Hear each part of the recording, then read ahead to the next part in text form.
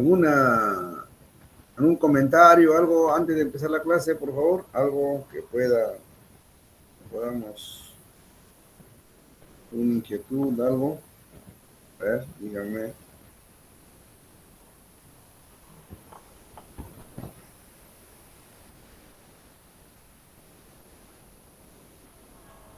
Nada, ¿no? Muy bien. Sí, Entonces, profesor, disculpe, ¿cuándo se va a realizar el trabajo de campo? O sea, ir a ¿cómo se llama? ya, habíamos quedado en la siguiente semana, la primera semana de octubre, ¿no? Porque en el 29 o el 26 que íbamos a salir, a ver, íbamos a salir el 29, ¿no?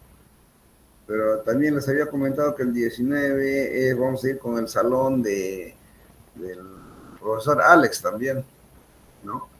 Y eso va a lo que en un principio estaba acordado así, pero como el doctor Alex me dice que es su cumpleaños ese día, entonces habíamos quedado, ¿no?, pasarlo para la siguiente semana de octubre, ¿se acuerdan? Sí, profesor. Ajá, entonces, a ver, vamos a ver exactamente dónde está. El día 6 de octubre sería entonces la salida. ¿Está bien? A ver, ¿qué dicen ustedes? Sí, profesor, estaría bien. Sí. Ahí tienen al menos un tiempito para poder planificar pues la salida, ¿no? A ver, Francisco, adelante. Profesor, en mi caso yo había programado mi descanso para este mes de septiembre, porque como habían quedado para el 29, entonces ya me había preparado para este mes, domingo. Si es para el 6 de octubre, ya creo que yo no voy a poder ir. Bueno, tiene que haber una justificación de todas maneras, ¿no? Tampoco no vamos a decir todos van a ir sí o sí, ¿no? Sino la justificación se va a dar en el sentido de que ustedes puedan presentar al menos alguna evidencia o no, o no evidencia, sino una justificación, ¿no? Yo creo que somos mayores y no vamos a estar eh, pidiendo pues una justificación sellada, ¿no? Por tu jefe, por el otro jefe, ¿no? Es solamente un simple documento. Yo creo que podría en este caso podría aceptarse, ¿no? ¿Ya? Sí, profesor, más bien gracias, porque yo sí tenía ganas de ir y yo ya, bueno, los domingos prácticamente se me hace difícil tener descanso y como yo se había anticipado para que este mes de octubre me den domingos, yo está confiado ya, pero ya no importa. Más bien gracias. Claro, vaya va a haber otra oportunidad, pues, Francisco. Muy bien, ¿alguien más, por favor?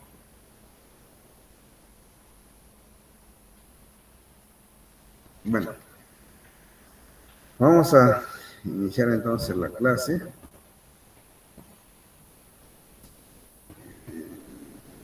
Un ratito voy a hacer, está haciendo acá bastante.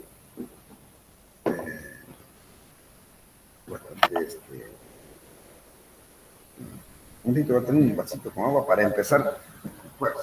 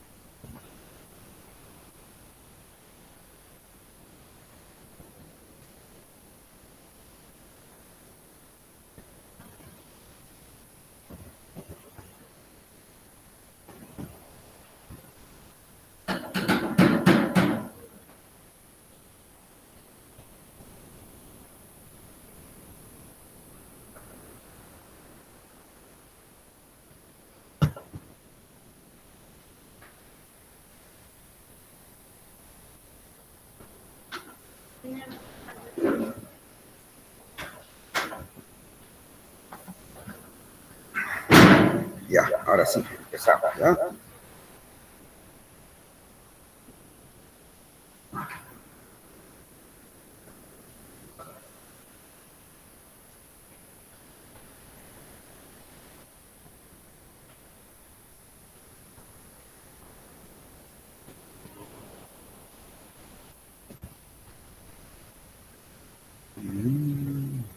Grabar, no quiere grabar, ¿no? Un ratito. Puesto grabar. No quiere grabar.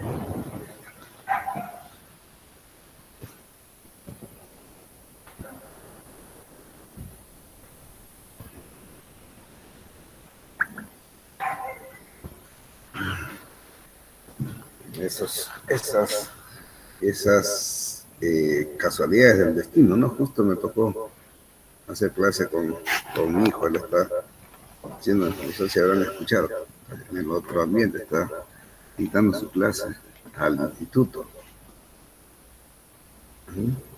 Entonces, tengo que cerrar mi puerta porque no se escucha, ¿no? Muy bien, entonces, a ver, ojalá que quiera ahora.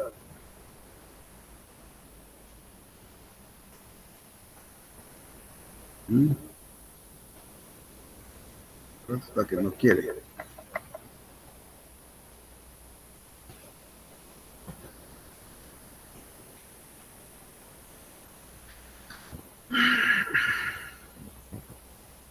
En la mañana hemos tenido clase con otro salón, ¿no? También, y ya hemos definido los temas. A ver, pues como seguimos la conversación.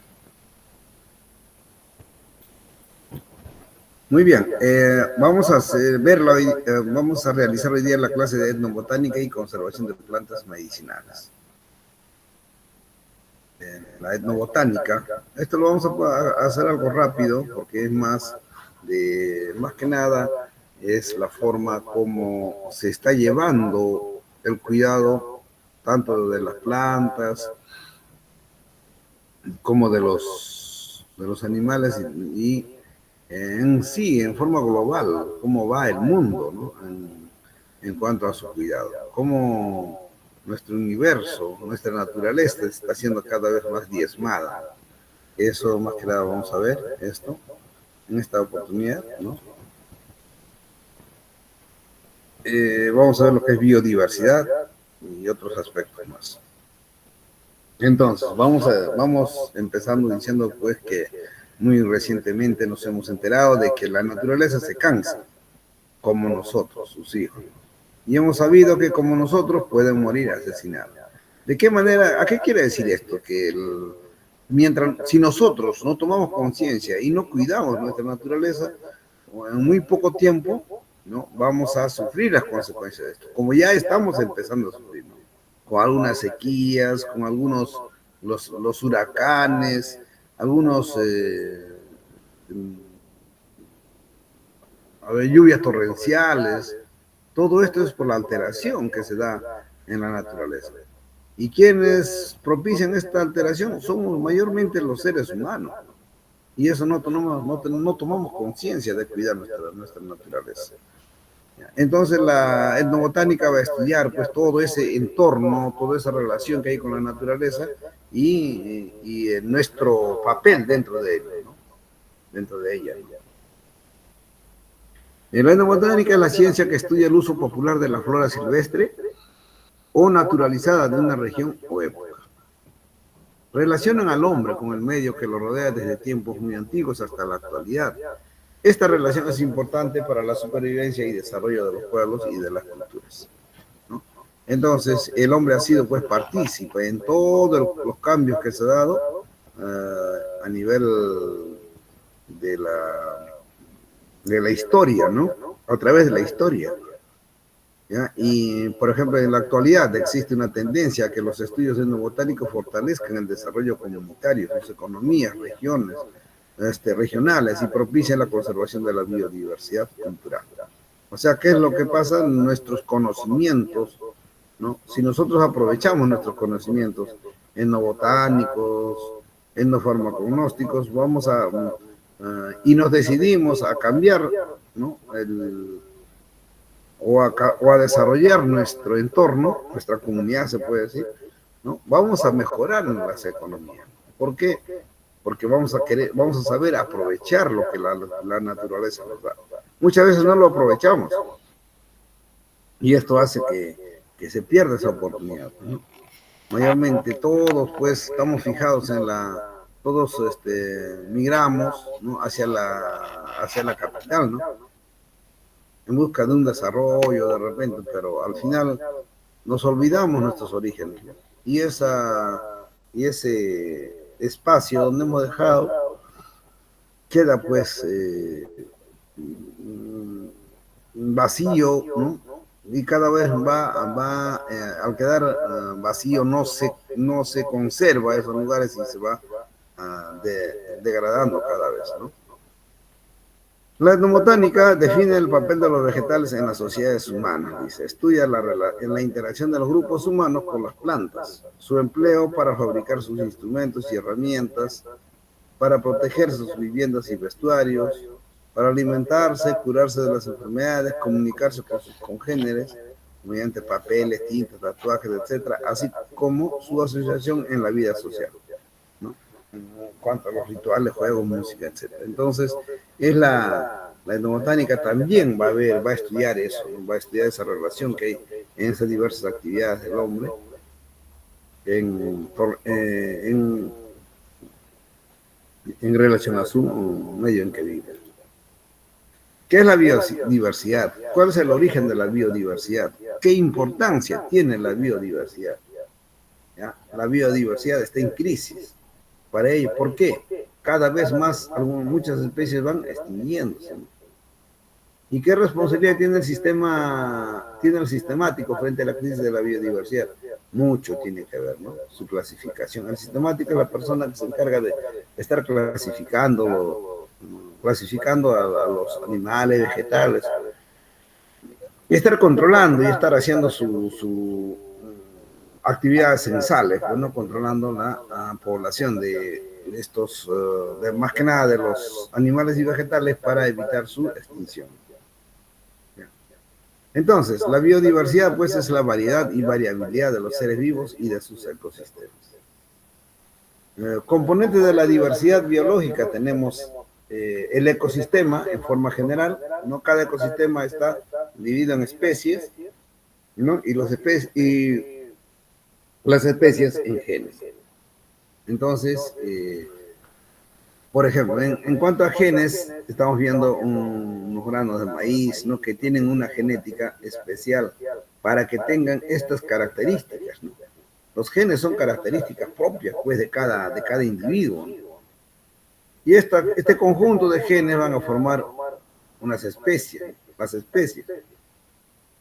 Y las especies ya forman, con otras especies, forman un ecosistema. Por ejemplo, ¿cómo se inició la vida en la Tierra, ¿no? Al inicio fue solamente tierra, con algunas plantas, ¿cómo se puede? Fósiles, no, en este caso plantas primitivas, ¿no? Que por cambios o por adelantos, ¿no? de la transformación de estos seres primitivos, no se fueron cada vez más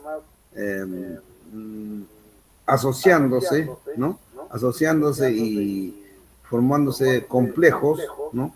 Moleculares y así hasta que, miren, de 4.500 a 3.500, en 1.000 años, hubo esos cambios, se dio esos cambios para dar cierto tipo de vida.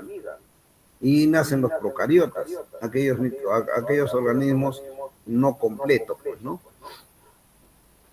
Y luego, de 1.500 años más, 1.500 años más, ya aparece el oxígeno y se da, pues, la vida propiamente dicha en los organismos eucariotas o organismos completos, ¿no? Y de ahí sale, de 500 años en 500 años van apareciendo la primera forma de vida, que son las plantas terrestres. Entonces, de todo el tiempo de vida que hay en la Tierra, las plantas han sido los primeros organismos organizados o completos en aparecer, ¿ya? Ha habido también estudiosos como Carlos Linneo, Charles Darwin, empezando por Aristóteles, ¿no? Y así siguieron ahí los estudiosos identificando o descifrando algunas incógnitas que habían todavía en esos tiempos, ¿no? El hombre poco a poco fue estudiando, fue conociendo, fue traduciendo algunas actividades que hacían los antiguos peruanos, y esto nos ha servido para conocer nuestra historia y, bueno, valorarlo como tal. Entonces, las primeras formas de vida fueron los virus, luego las bacterias, los hongos, algas, plantas, y luego ya los vertebrados, son los últimos en aparecer, ¿no? También aquí vamos a ver que dentro de las especies vivas más representativas o de mayor calidad en la Tierra, pues encontramos a los insectos, ¿no? Los insectos hay más entre los seres vivos, el que más abunda en la Tierra. Luego vienen las plantas, ¿no? Y luego ya al final el hombre ni aparece, ¿no? En cantidad, ¿no? Siendo el hombre cantidad tan ínfima, imagínense los otros compuestos qué cantidad tienen, ¿no? De presencia acá en la Tierra, ¿no? ¿Ya? Entonces vamos a ver, ya sabemos que las plantas son más numerosas que cualquier otro ser vivo en esta Tierra, ¿no? Entonces nosotros debemos darle importancia a la biodiversidad. Si se mantiene la biodiversidad, hay un equilibrio ecológico, hay un equilibrio en todo el sistema de vivencias en la Tierra. Pero nosotros tenemos que actuar para conservar este ecosistema, para conservar la biodiversidad tenemos que actuar realizando algunas acciones como regulación de gases, regulación hídrico, regulación de climas, retención de sedimentos y conservación de suelos, refugio de especies, belleza estética, cultural y recreativa, ¿no? También el control biológico, como servicios farmacéuticos, materias primas y recursos genéticos como materia prima. Entonces, si no regulamos los gases, si no regulamos la actividad hídrica, vamos a alterar este ecosistema, ¿no? Por ejemplo, uno de ellos, a ver, la regulación hídrica, ¿qué significa? Que nosotros debemos respetar ese ciclo del agua que viene, ¿no? Llueve, baja en los ríos, llega al mar nuevamente por evaporación, sale nuevamente por las nubes, llueve y ese es el ciclo. Y en ese ciclo va completando el agua dentro de la naturaleza, va completando pues el ecosistema, ¿no? Que esté regulado. Pero si nosotros alteramos ¿qué le digo? Ese ciclo, ¿no? Ese ciclo, vamos a tener problemas, ¿no? Por eso es que suceden, pues, cada cierto tiempo el agua se libera y produce, pues, estos famosas inundaciones, todo eso, ¿no? Y aparte, que no se deja completar el ciclo del agua, ¿no? Es truncado el agua, por ejemplo, en las grandes represas, ¿no? Entonces ahí sucede este problema. No estamos cuidando la biodiversidad por, más que nada, fines lucrativos, ¿no? Entonces, vamos a ver también, a ver un ratito.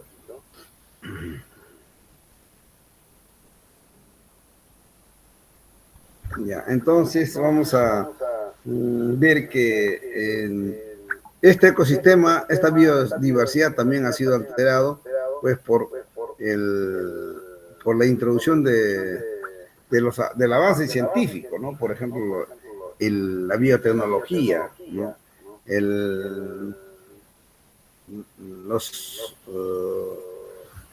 Las especies transgénicas que están saliendo cada vez más, ¿no? Entonces todo esto está alterando esta biodiversidad.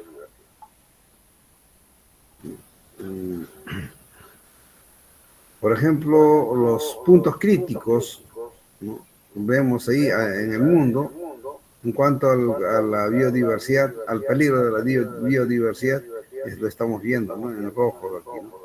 En el norte, en América del Norte más que nada, o en el Caribe está viendo ese problema, ¿no? En Europa también, en Asia. Entonces, está pues en peligro nuestra biodiversidad. Vamos a ver, en la crisis de la biodiversidad.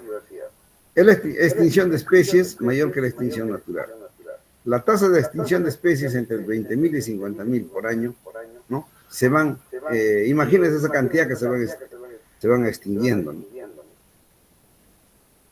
La acción del hombre se ha convertido pues, en la principal fuerza reductora de la biodiversidad biológica. ¿A través de qué? De la destrucción de bosques naturales, sobreexplotación agrícola ganadera, introducción de especies exóticas, construcción de grandes obras y el monocultivo, ¿no? El monocultivo también está afectando la biodiversidad en esta tierra. Por ejemplo, otra de las actividades que el hombre está actuando sin pensar el daño que ocasiona es mediante la destrucción de bosques naturales, ¿no? Por ejemplo, causando incendio y deforestación.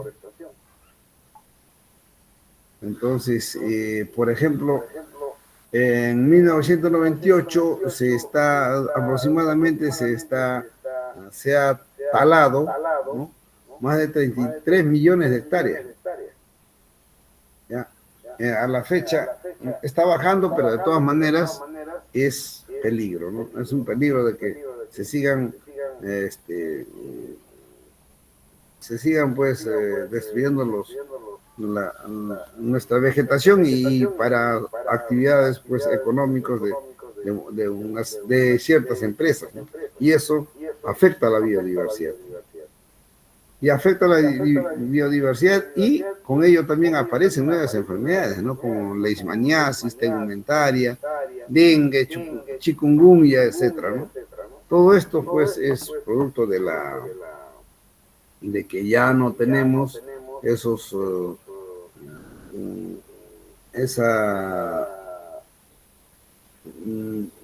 microorganismos propios de cada zona donde ellos hacen que no interfieran otros microorganismos externos.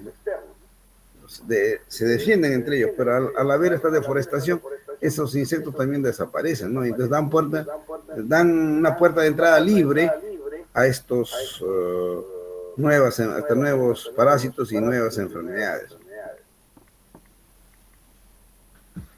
También vamos a ver la sobreexplotación agrícola y ganadera han convertido pues un peligro en la biodiversidad. Por ejemplo, ¿no? Este tipo de actividad que forma los famosos monocultivos, ¿no?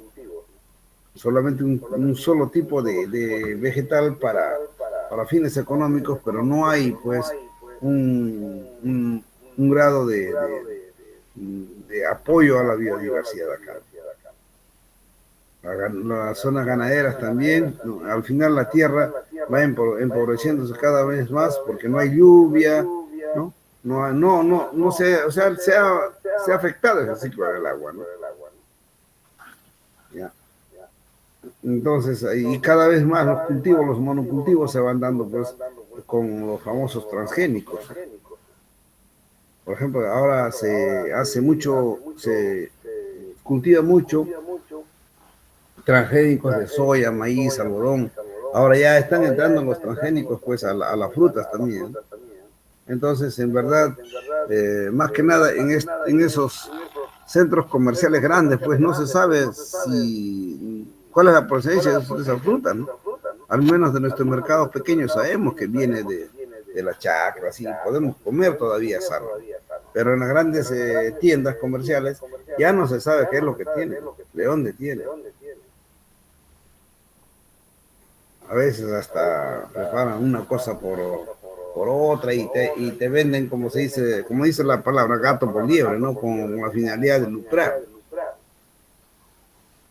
Estamos hablando, por ejemplo, cómo el suelo va perdiendo permeabilidad y se salinizan y luego se ponen inactivos que cuando viene la lluvia barre con todo y producen las famosas inundaciones, ¿no?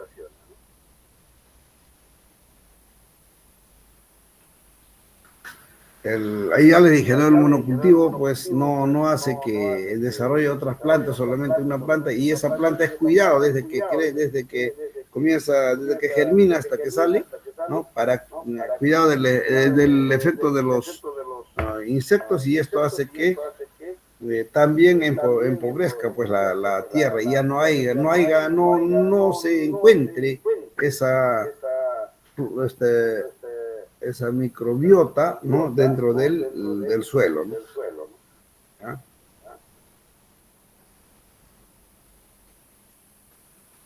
Entonces, plantar árboles es un monocultivo, no es crear un bosque.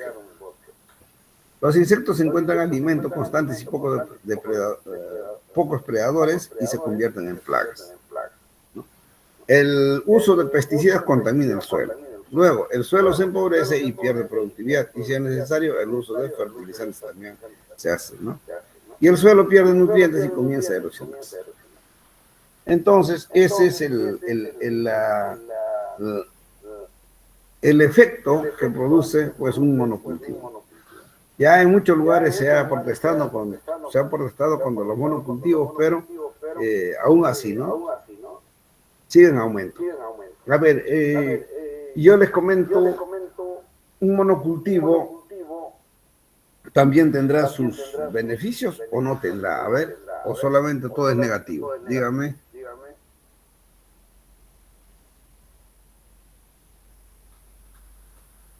La gente ha aprendido y seguido, creo, no está entendiendo, creo, ¿no?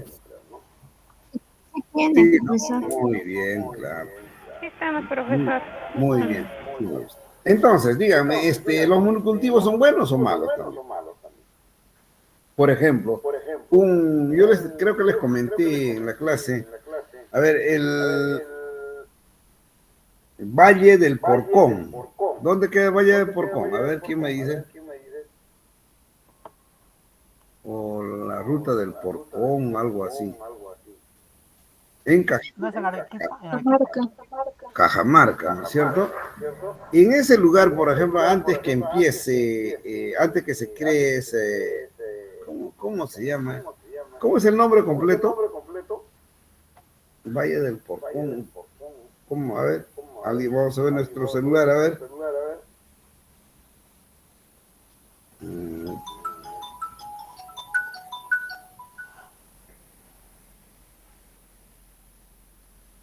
Porcón, ¿no? Vamos a ver. A ver quién encuentra primero.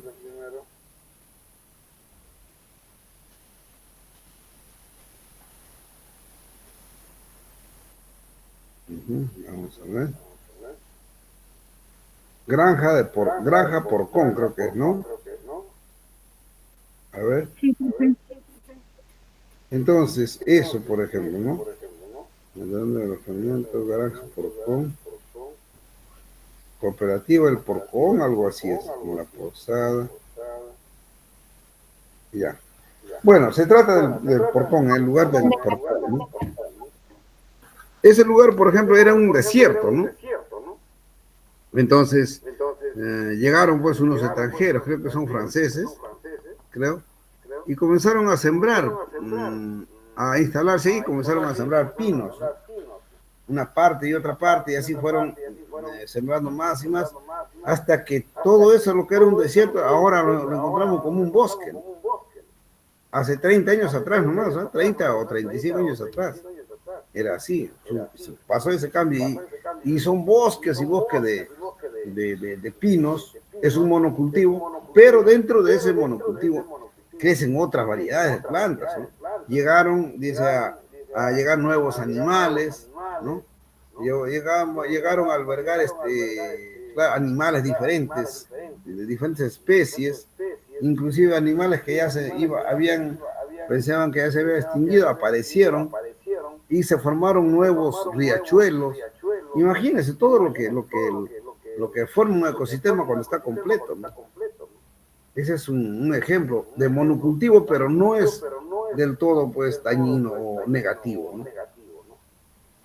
¿Ya? Eso es lo que más o menos le quería hablar sobre el Valle del Porpón, es la palabra, el nombre, ¿no? Muy bien. Entonces, también malogra la biodiversidad, los biocombustibles, ¿no? La pérdida de la biodiversidad, por ejemplo, con algunos, el empleo de algunos, ¿no? Herbicidas, todo eso con la finalidad de producir más, ¿no? Pero no ven el efecto que ha causado, el glifosato que ha hecho, ¿no? Ha causado la muerte de mucha gente. ¿Qué consecuencias socioambientales provoca el cambio de uso de la tierra? Va a haber una pérdida de la soberanía alimentaria, un éxodo rural, lo que ha sucedido ahora, lo que está sucediendo, ¿no? Abuso a los derechos de los campesinos para instalar monocultivos para el mercado energético. Eso es lo que ha pasado, ¿no? Hay personas que se han negado a vender sus tierras o se han negado a colaborar con el cultivo, con permitir el cultivo de transgénicos. La gente muchas veces han sido asesinados, ¿no? por cuidar sus derechos, su libertad, ¿no?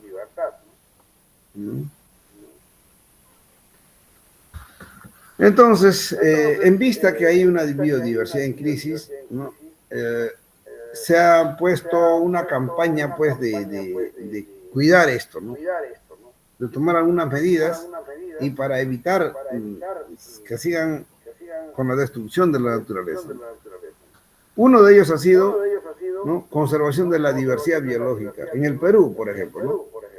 La conservación in situ se da a través de parques nacionales, áreas protegidas. La conservación ex situ, o sea, fuera del lugar, mediante los bancos de semilla, cultivos in vitro, colecciones vivas, ¿no? Y jardines botánicos. Entonces, todo estas dos formas está tratando de cambiar y cuidar nuestra biodiversidad. También, ¿no? Viendo la conservación ex situ, o sea, en otro lugar, no en el mismo lugar, vamos a ver los famosos bancos de semillas, cultivos in vitro, ¿no? Donde, por ejemplo, en la conservación de nuestras especies en lugares específicos o donde permiten pues que la especie dure mucho tiempo, ¿no? Nuestros antepasados, por ejemplo, cómo cuidaban sus productos. Iban a un cerro lejos donde no había ni microorganismos, todo limpio el cerro, entonces ellos hacían un hoyo y agregaban arena de río y ahí ponían sus papas, ¿no? Y lo enterraban. Y esa papa quedaba pues por 4 o 5 años y no se secaba, no sufría mucha alteración. Uno que otros otras papas se arrugaban, algunas cosas, pero por microorganismos no había eso, solamente por el tiempo, ¿no? Producto del tiempo. ¿Ya? Por ejemplo, aquí tenemos también otros jardines botánicos, ¿no? ¿Cómo son los jardines botánicos? Que son instituciones que se encargan de cultivar, ¿no? Y cuidar pues algunas especies que es necesario hacer esto, ¿no? Entonces aquí tenemos pues un parque, ¿no? En medio de la ciudad, un parque lleno, es frondoso, lleno de vida, de una biología, pero potente, ¿no?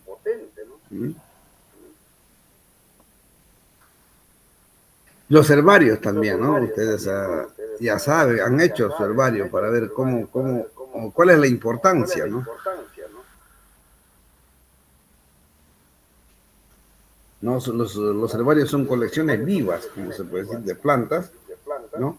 Utilizadas para un fin, determinado fin. Uno como para conservación, otro para estudio y así. Siempre el herbario, para saber exactamente su tamaño, ¿no? Siempre se pone una reglita al costado para más o menos relacionarlo con el tamaño normal y de eso ver qué tamaño puede ser la planta.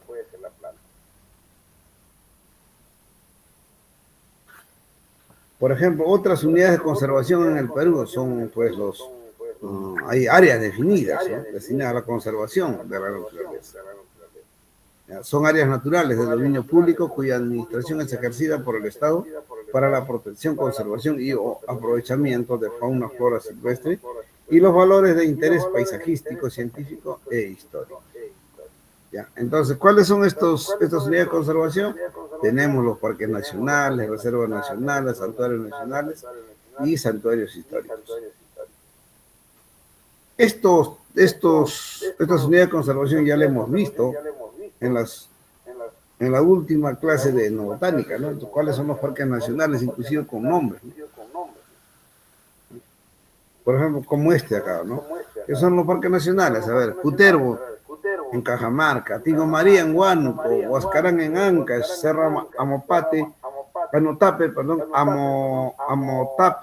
¿no? Cerro Amotape en Tumbes y Piura, Río Abiseo en San Martín, Yanachaga, Chemilén en Pasco, Baguaja, Sonene, Madre de Dios y Puno, Cordillera Azul en San Martín, Loreto, Cayali y Puno, en el Manu, Cusco y Madre de Dios, el Otishi, Junín y Cusco, Ichicat, Muja, Cordillera del Cóndor en Amazonas, Alto Purus, Ucayali y Madre de Dios. Entonces ahí tenemos pues diferentes parques, ¿no? que están siendo cuidados, ¿no? por el Estado, ¿no? Así es, un ratito, ¿no? Terminando el trabajo.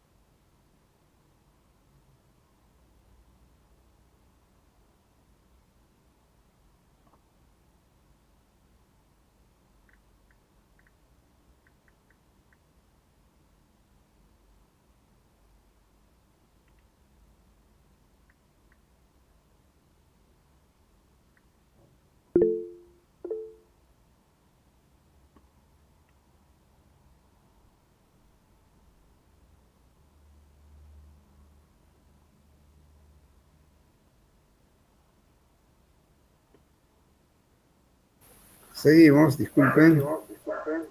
Entonces, es urgente poner fin a la destrucción ecológica y lograr la subsistencia para toda la humanidad. Ahora para el futuro.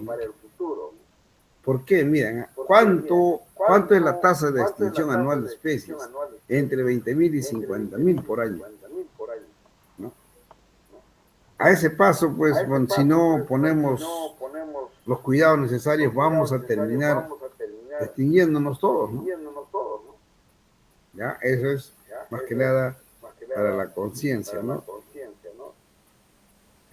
Vamos a ver ahora jardín botánico, ¿qué son los llamados jardín botánico?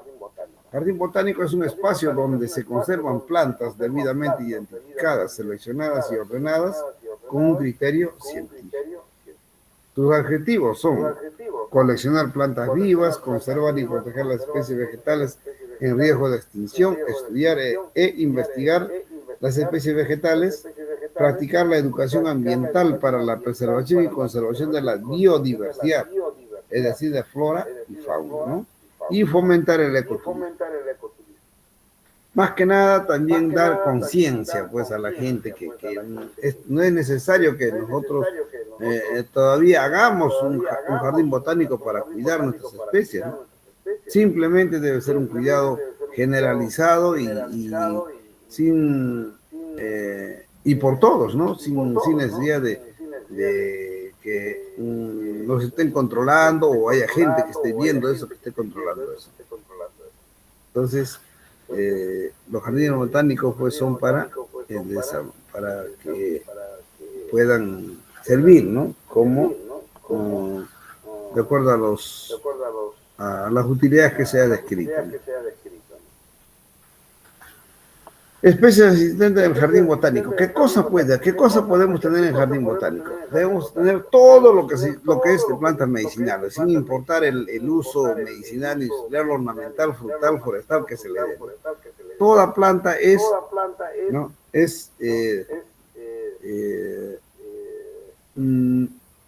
Toda planta cabe en un jardín botánico, ¿ya? Y por lo tanto se debe saber pues, con exactitud qué es lo que uno tiene, qué plantas. Entonces, a nivel mundial existen jardines botánicos pues, en cantidad, ¿no? Más de 1.500 jardines botánicos. Por ejemplo, que tienen pues esta finalidad, ¿no? De educación, de investigación, ecoturismo. Todos ellos, todos estos jardines botánicos van a cumplir un papel muy importante en la conservación del ecosistema. Entonces, vamos a encontrar jardines botánicos a nivel mundial. Unos más importantes que otros más antiguos que otros más equipados que otros, y así, ¿no? El jardín botánico de Berlín, por ejemplo, es un espacio, casi una ciudad entera, ¿no? Entonces tiene pues cantidad de especies medicinales que están alojados en ese recinto, ¿no? ¿Ya?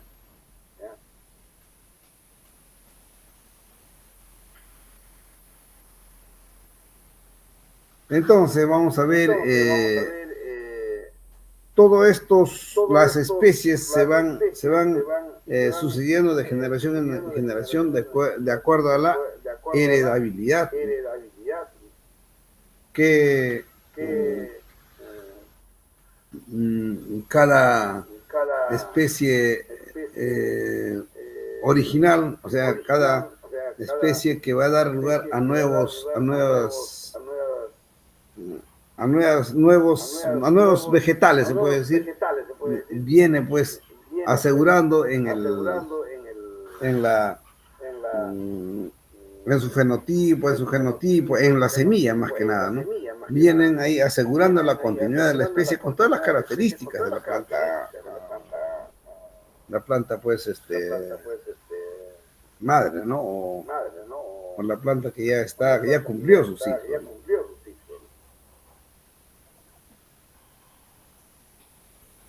¿no? Va a haber también métodos de mejoramiento, más que nada mediante el uso de hormonas vegetales, ¿no? ¿Ya?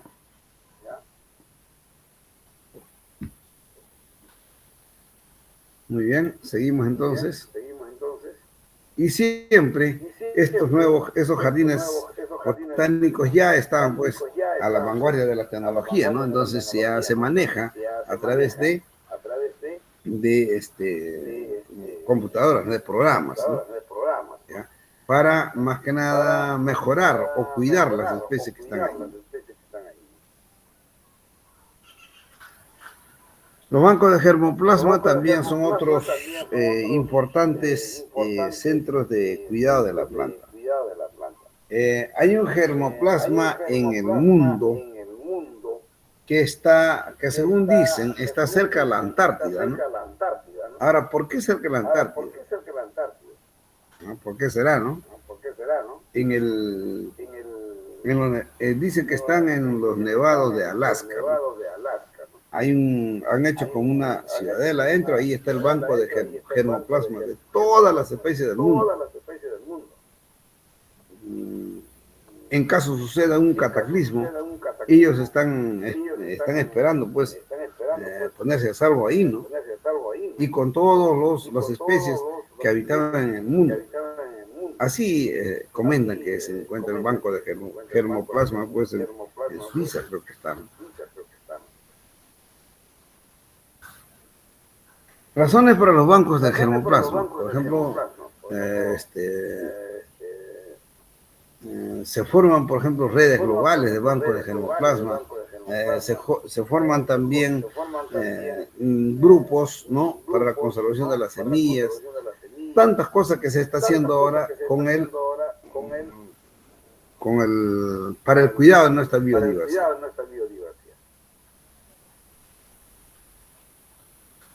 ¿Para qué reconocer semillas? La semilla es la forma más práctica y eficiente para recolectar, transportar y estudiar y almacenar la diversidad vegetal, por corresponder a un estado compacto, resistente e independiente dentro del ciclo de vida de una planta. La semilla es el resumen o es el análisis completo de la planta en sí. La planta, una vez que llega a su máximo desarrollo y comienza a juntar genes, todo tipo de sustancias para la semilla. Y la semilla va a contener, cuando ya la planta es dehiscente, más que nada, desaparece, cae y se va, pues queda la semilla, ¿no? Y esa semilla es suficiente que consiga situaciones agradables de fecundación, entonces germina la semilla, ¿no? Y por eso que encontramos, pues, esta es la zona de eucalipto, por ejemplo. Pero nadie ha llevado a plantar eucalipto en el otro lugar, creció eucalipto, ¿no? ¿Por qué? Justamente es por esa práctica, pues, ¿no?, de que las semillas, ¿no?, contengan toda la información genética de la planta madre, ¿no? ¿Y quiénes se encargan de dispersar? Tenemos los animales, los insectos, etc. Por eso que encontramos algunas plantas lejos, donde no se ha visto ese tipo de plantas, ¿no? Entonces, ya sabemos, ¿no?, que los bancos de semilla y conservación y selección de especies son con criterio de selección. ¿Para qué sirve un banco de plasma? ¿No?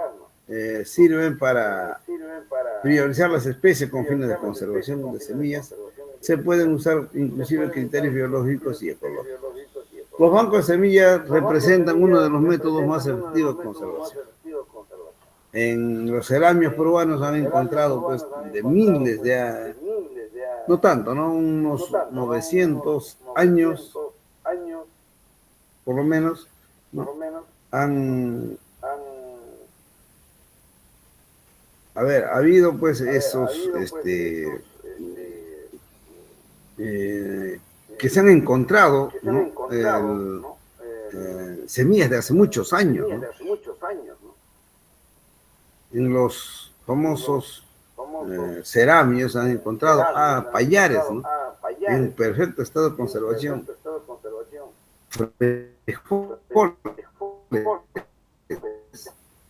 Y así, o sea, nosotros hemos tenido, pues, desde más antes esas plantas, ¿no?, y muchos de ellos dicen que son introducidos con la conquista, ¿no?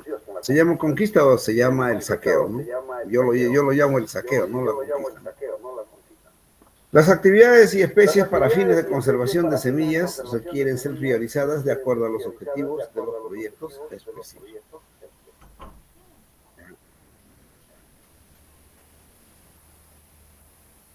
Seguimos.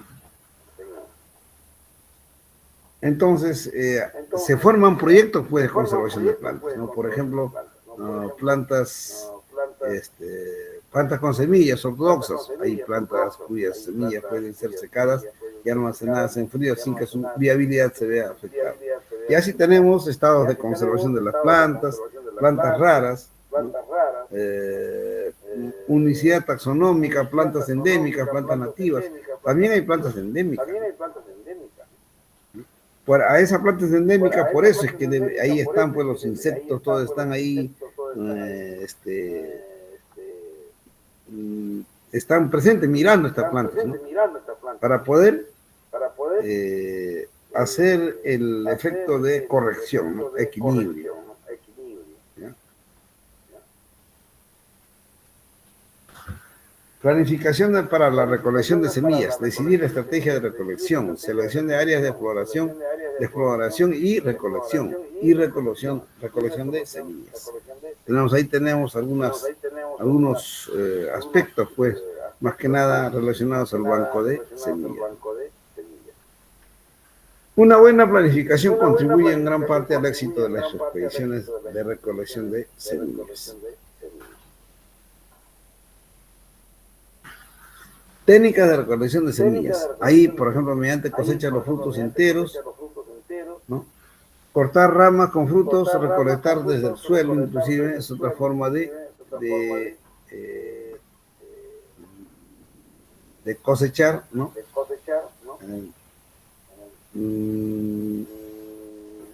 Cosechar, pues, diferentes especies, ¿no? Diferentes especies vegetales, ¿no? Para, más que nada, para que diferentes especies vegetales para poder que el cultivo no sea monocultivo, no sea pues diferentes tipos de plantas. Esas asociaciones que se ven, por ejemplo, cuando uno cultiva unas leguminosas con las gramíneas. Las leguminosas jalan nitrógeno a la tierra y las gramíneas utilizan el nitrógeno del suelo. ¿Qué pasa? Por eso, ahora ya no se ve ese cultivo, ¿no? Antes la gente cultivaba en el mismo hoyo, se puede decir, el maíz, el frijol, ¿no? Y la ruda o el romero. Entonces, ¿qué hacía? El maíz crecía, fijaba el nitrógeno del suelo, pero el payar o esta leguminosa que se sembraba, jalaba pues la energía del sol. Entonces ellos, ¿no? Intercambiaban ese tipo de energía.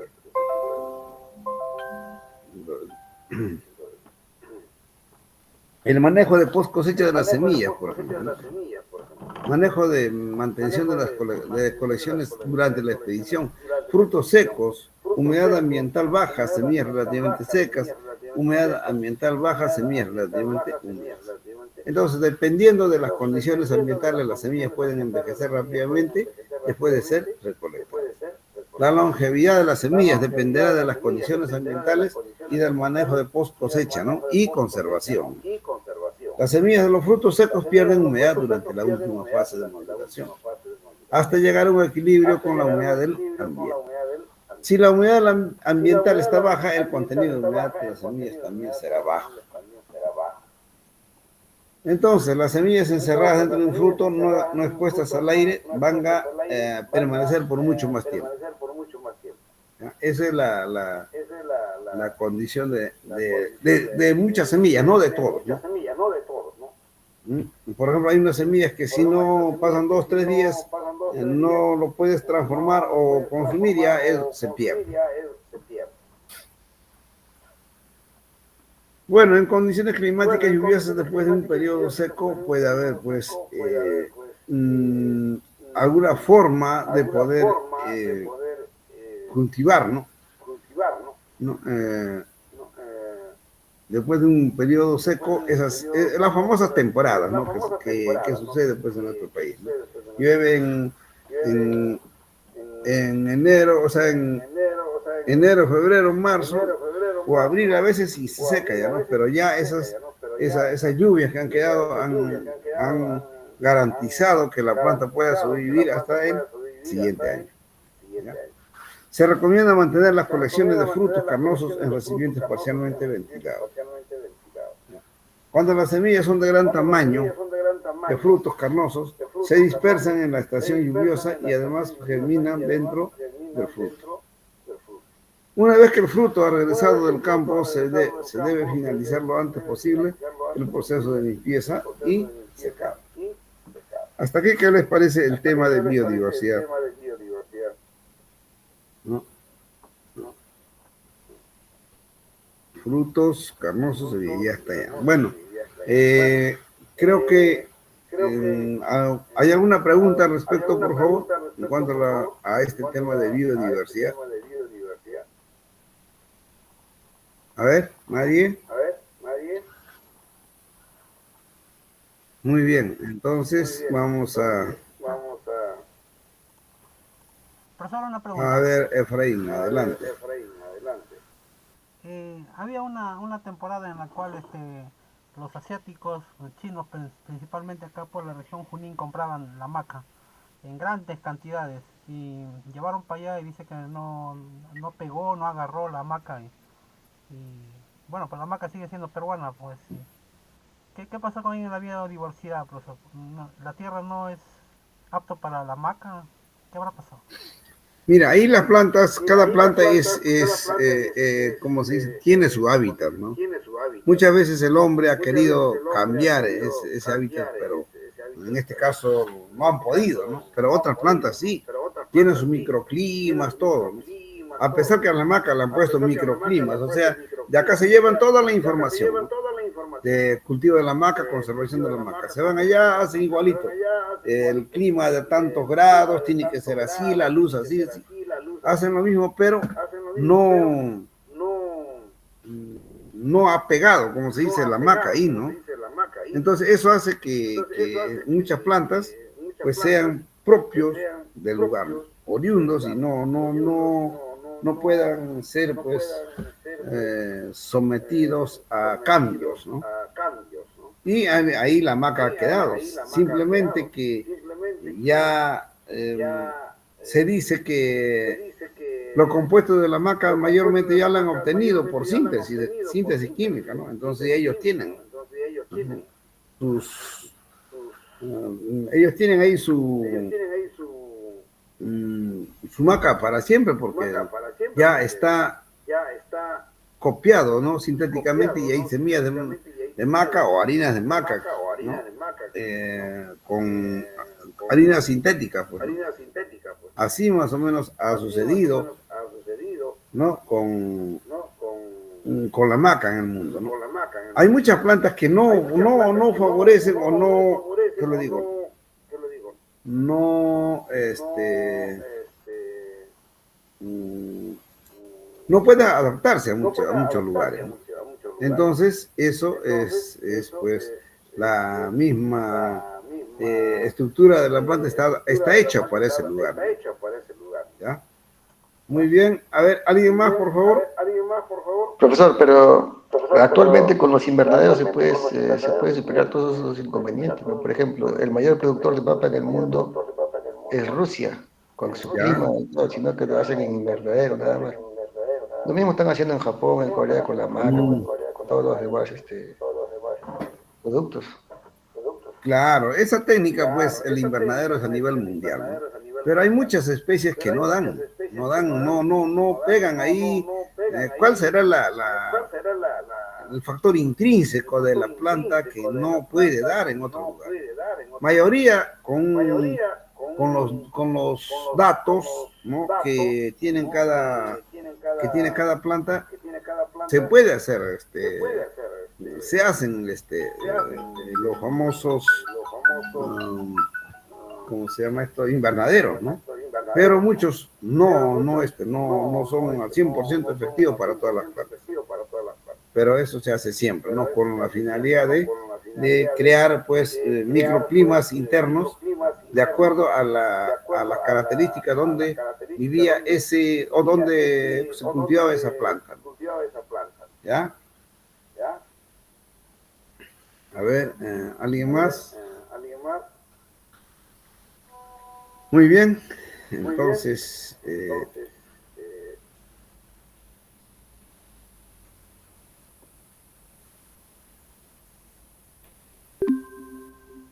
ya, bueno, bajamos y dejamos de grabar. Entonces, de esa manera, pues, vamos a ver que nuestra biodiversidad todavía puede hacer, si nosotros actuamos a tiempo, vamos a conservar. Si no, ya, pues, otra será nuestra historia, ¿no? Ya. Muy bien, entonces, aquí, 15 minutos, ¿qué dicen? A ver. ¿O seguimos? Sí, profesor, un descansito. Ya, 15 minutos, por favor. 6:30 estamos. 6:30. De ahí tenemos que hablar sobre la exposición también, por eso acabamos el otro tema y empezamos, ¿ya? Muy bien, Ya, profesor. Ya, profesor. muy bien.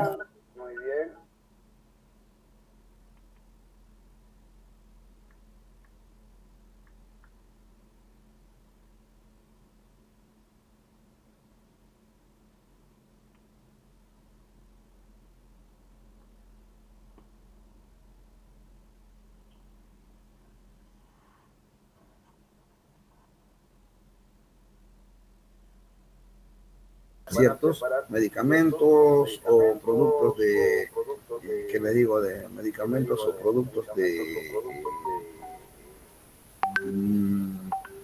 investigación, diferentes formas, pero la planta tiene que quedar al punto, de repente, tener que obtener el extracto. Hasta el punto de tener el extracto debe reunir todas las condiciones que merece esta planta, que merezca esta planta. Ya, entonces, vamos a ver, pues, este control de calidad empieza, ¿no?, por el conocimiento previo de la planta. ¿Cómo tenemos que conocer cuál es el conocimiento previo? Es mediante las características que presenta la planta, los conocimientos bibliográficos, ¿no? Conocer toda la planta, a dónde vamos a trabajar o qué es lo que vamos a trabajar. Entonces, todos estos conocimientos están plasmados, pues, en monografías, farmacopeas, ¿no?, que son documentos que nos van a garantizar cómo manejar la planta. Entonces, estas plantas, ¿no?, que son responsables de algunos preparados fitoterapéuticos, ¿no?, a nivel mundial son también, igual que el medicamento, está pues, a nivel mundial está considerado no como un fitomedicamento, y por lo tanto, ¿no?, este fitomedicamento va a tener en su composición las famosas drogas vegetales, ¿no?, que en sí estas drogas vegetales, el estudio o el manejo de drogas vegetales ocupan, pues, importantes espacios en la elaboración de medicamentos en sí, ¿no?, porque el 45% de los medicamentos, ¿no?, tienen precursores, pues, de fitofármacos, o sea, células, son material o principios activos vegetales, ¿no?, que son responsables de la elaboración de fármacos o fitofármacos o medicamentos que hay en el mercado. Y todo esto es bajo la responsabilidad o bajo el diseño de estas farmacopeas. Las farmacopeas son documentos oficiales, ¿no?, que tiene ciertos países donde manejan estos tipos.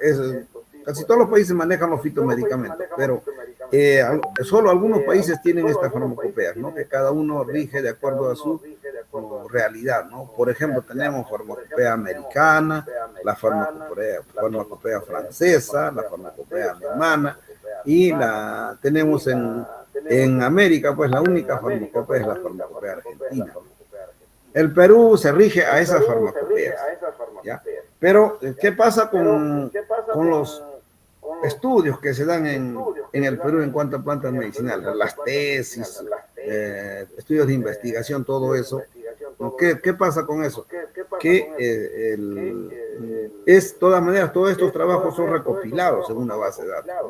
Y eso vienen a ser las famosas monografías, que hay en los países que no tienen farmacopea, tienen las monografías. Entonces, cuando uno va a elaborar un producto, se rige, ¿no?, o pone como referencia, ¿no?, las farmacopeas. Por ejemplo, farmacopea americana, ya tomas la referencia de todo eso para hacer tus operaciones unitarias en la elaboración del producto, ¿no? Y si no, tomas las monografías también para tomar como referencia cómo lo han hecho esos productos, ¿no?, y cuáles son los antecedentes que tiene en cuanto al empleo de esa patología, ¿no? De esa patología, ¿no?, que tiene, ¿no?, ese extracto, ¿no? Por decir, un extracto antitumoral, vamos a guiarnos, porque por la farmacopea, por ejemplo, dice para tal planta, por tal extracto, por ejemplo, extracto del molle tiene efecto antitumoral. El extracto debe contener tanto por ciento de tal metabolito, tanto por ciento, y así, ¿no? Entonces nos regimos a estas farmacopeas o monografías para que no tengamos problemas. El que no se rige a estos documentos simplemente tiene pues cantidad de observaciones, siempre va a tener, ¿no? ¿Ya? Entonces, para ello nosotros tenemos que conocer pues algunas definiciones, ¿no? Como es planta medicinal y droga vegetal. ¿Qué es una planta medicinal? Es cualquier parte de la planta, ¿no? Es cualquier planta que en uno de sus órganos contiene sustancias que pueden ser utilizadas con finalidad terapéutica o como precursores para la semisíntesis químico-farmacéutica. Y la droga vegetal es la parte de la planta medicinal utilizada en terapéutica. Entonces vamos ya conociendo diferentes definiciones. La droga vegetal entonces, según la farmacopea, aquí estamos, ¿no? Estamos utilizando farmacopea europea, Real Farmacopea española, también tiene su farmacopea. Se consideran drogas vegetales pues las plantas, parte de las plantas, algas, hongos o líquenes enteros, fragmentados o cortados sin procesar, generalmente desecados, aunque también a veces en estado fresco. También se consideran drogas vegetales ciertos exudados que no han sido sometidos a un tratamiento específico. Entonces, para ver, de acuerdo a esas definiciones, vamos a ver cuál es planta medicinal y droga vegetal. La planta medicinal es toda la planta, ¿no? ¿Ya?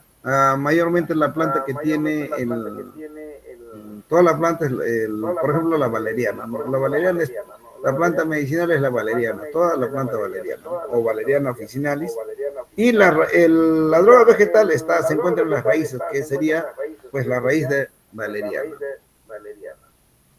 Vamos a ver otros ejemplos. Por ejemplo, la manzanilla es la planta medicinal. La droga vegetal es, ¿no?, la flor de manzanilla. ¿Ya? Eso es, mayormente de esa forma vamos conociendo droga vegetal. De aquí, inclusive, vamos a conocer los principios activos, ¿no?, que luego vamos a ver enseguida. La soya, la planta medicinal es toda la soya, ¿no? La droga vegetal es la semilla de soya. Ya, hasta ahí vamos conociendo. Aquí vamos a ver, por ejemplo, la planta medicinal es el arándano, su droga vegetal es el fruto de arándano desecado, ¿no? Ahora vamos a ver qué cosa es el principio activo, ¿no? De aquí, por ejemplo, ¿no? En caso de la valeriana, la planta medicinal es la valeriana.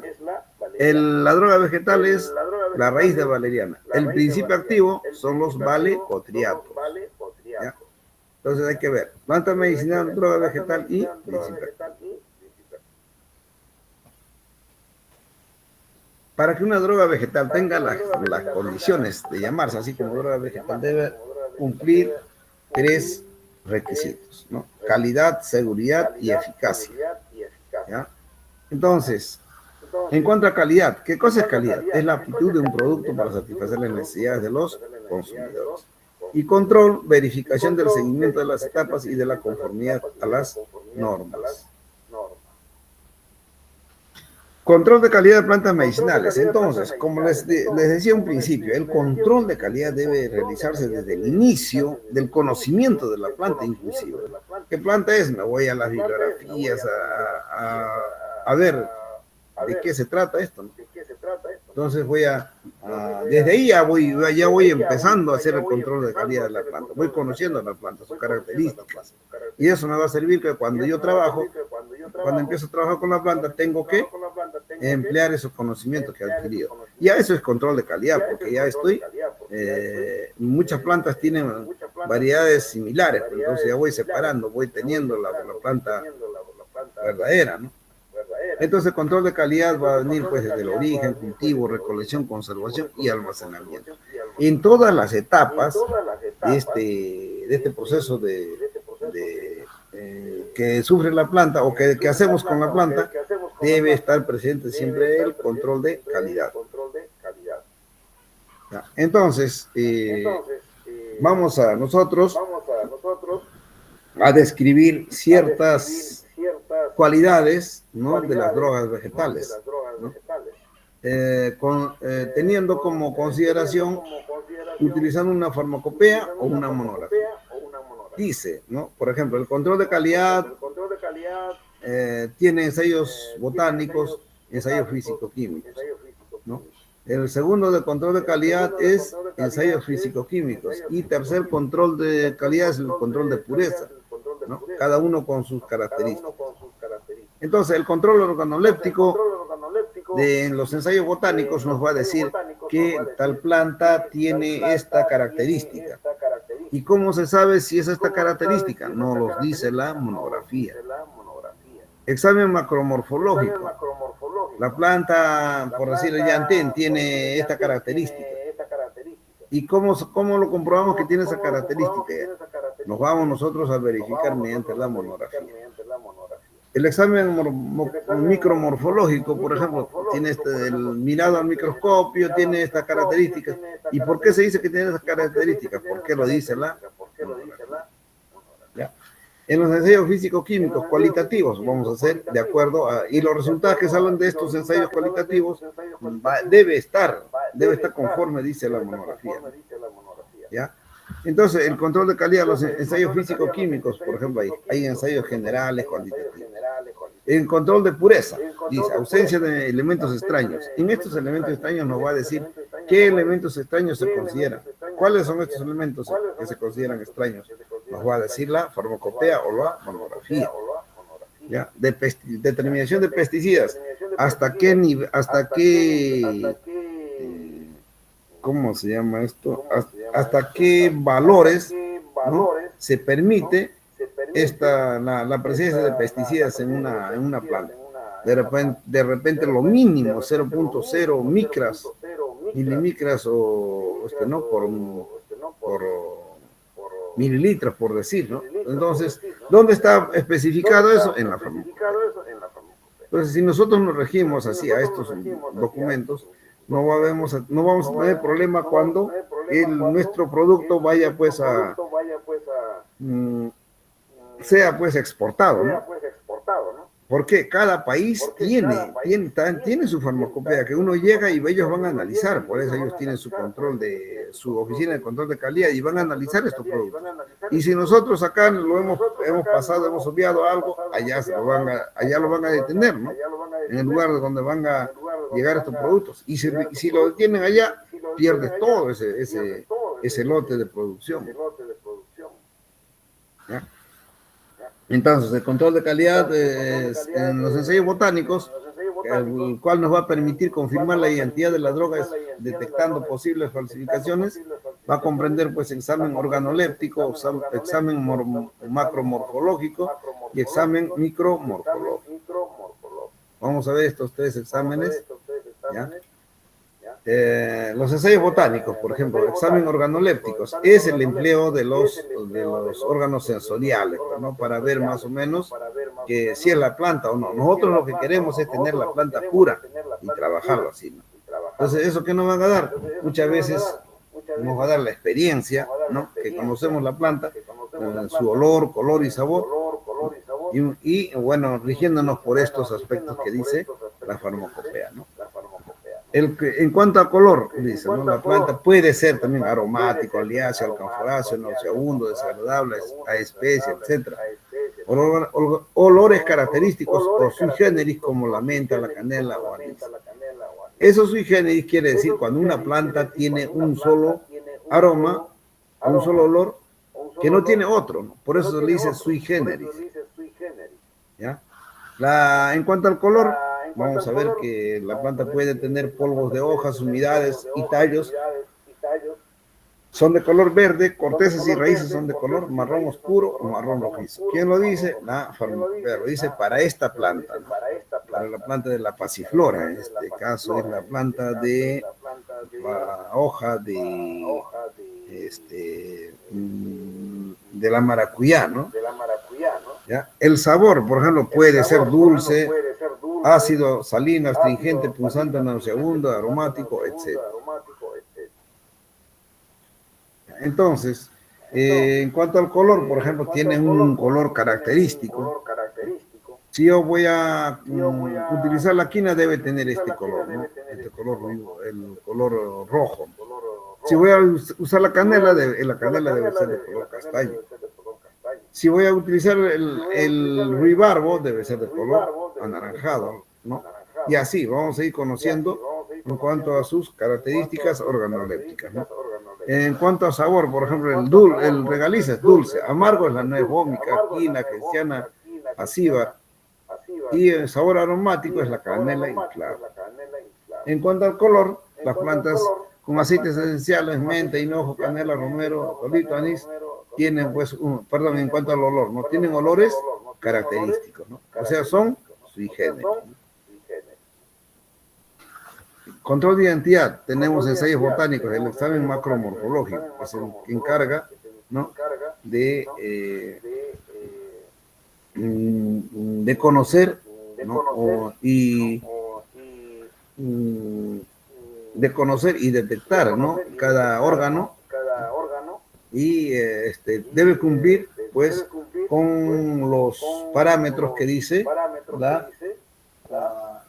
la farmacopea, ¿no? Dice, debemos ver los órganos, por ejemplo, las flores, su forma, ¿no? Cuántos, si son dialopétalas, gamopétalas, de acuerdo a la farmacopea donde ya está descrito estas plantas, nos va a decir cómo son. Bueno, ahí vamos a ver algunos caracteres generales de cada órgano de la planta, ¿no? Por ejemplo, si son tallos, el tipo vamos a describir si es leñoso, herbáceo, erecto o rastrero o redondeado.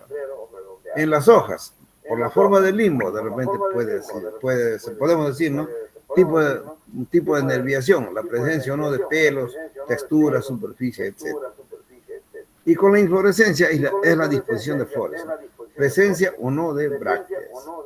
Si vamos a analizar las flores, vamos a ver cuál es el número de piezas del cáliz y de la corola. El cáliz, pues, es la parte que sostiene a la flor, y la corola es el conjunto de pétalos de la flor. ¿Ya? Hay algunas corolas soldadas, algunas corolas separadas, ¿no? Tipos y formas de dimensiones, por ejemplo, vamos a ver las características del pericarpio, de esencia, etcétera, ¿no?, en cuanto a los frutos. En las semillas vamos a ver el tamaño, color y forma, y presencia o no de pelos. En la corteza vamos a ver, vamos a determinar por el color, ¿no?, estriaciones, arrugas, fracturas. En el leño vamos a distinguir zonas de crecimiento, radios medulares, vasos, fracturas. Los órganos subterráneos, formas de aspecto de la superficie, características del corte transversal, consistencia. Drogas no organizadas, aspecto, coloración, propiedades organolácticas, etcétera, ¿no? ¿Ya?